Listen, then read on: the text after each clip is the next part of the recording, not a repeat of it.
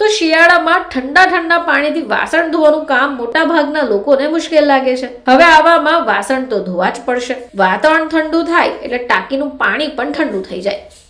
હવે આવી સ્થિતિમાં મહિલાઓને ઘરના કામ કરવામાં મુશ્કેલી પડે છે. ચલો આજે આપણે વાત કરીએ કે આવી સમસ્યામાંથી આપણે બહાર કઈ રીતે નીકળી શકીએ. નમસ્કાર દર્શક મિત્રો, ખબર.com પરથી હું દ્રષ્ટિ આપ સૌનું સ્વાગત કરું છું. મિત્રો, હાલમાં શિયાળાની ઋતુ ચાલી રહી છે અને આ ઋતુમાં ઠંડી ખૂબ પડશે. એટલે સૌથી પહેલા ચિંતા આપણને આપણા વાસણ ધોવાની, કપડાં ધોવાની થશે.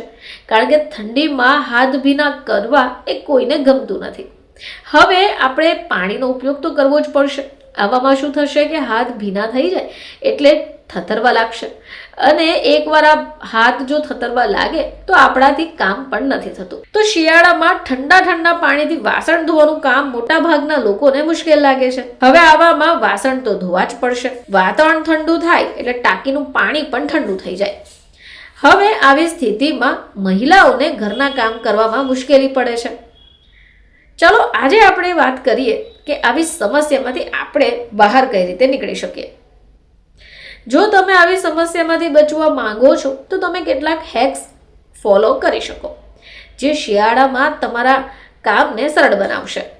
તો જ્યારે પણ તમે વાસણ ધોવા બેસવાના હો તો તમે આ રીત અપનાવી શકો. તમારે વાસણોમાં પાણી નાખી રાખવું જોઈએ.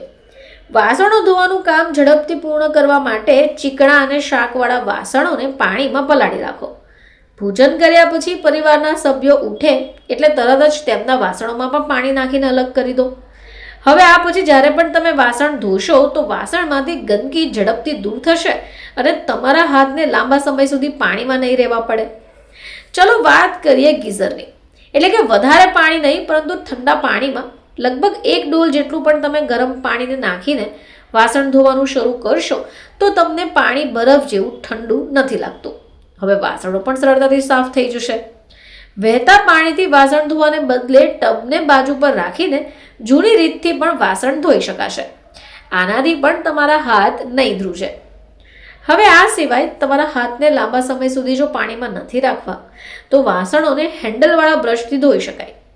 બ્રશ ઉપર સાબુ લગાવીને વાસણોને ઘસી શકો છો. વાસણોને ધોઈને કામ પણ પૂર્ણ કરી શકાશે.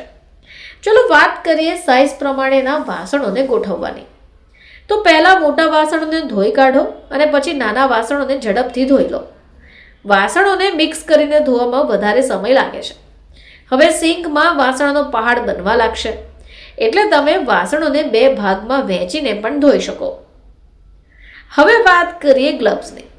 તો વાસણો ધોવાના ગ્લવ્સ તો બજારમાં સરળતાથી તમને મળી શકે. જો તમે ઈચ્છો તેને ખરીદી કરી શકો. ગ્લવ્સ વડે વાસણો ધોવામાં સરળતા રહે છે.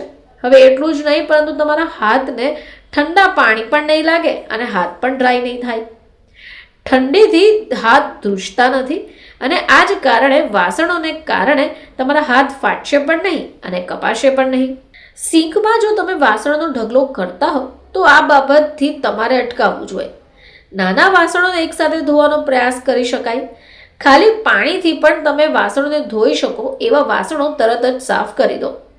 વધારે જો ગંદા વાસણો હોય તો એને ઠંડા પાણીથી સાફ કરવાની જગ્યા ઉપર તમે થોડું ગરમ પાણીનો ઉપયોગ પણ કરી શકો. તો દર્શક મિત્રો, આ નાની એવી ટિપ્સનો જો તમે ઉપયોગ કરશો તો આવી કડકડતી ઠંડીમાં પણ તમે તમારું કામ સરળતાથી કરી શકશો. ફરીથી તમારી સમક્ષ હાજર થઈશું. ત્યાં સુધી જોતા રહેજો ખબર.com.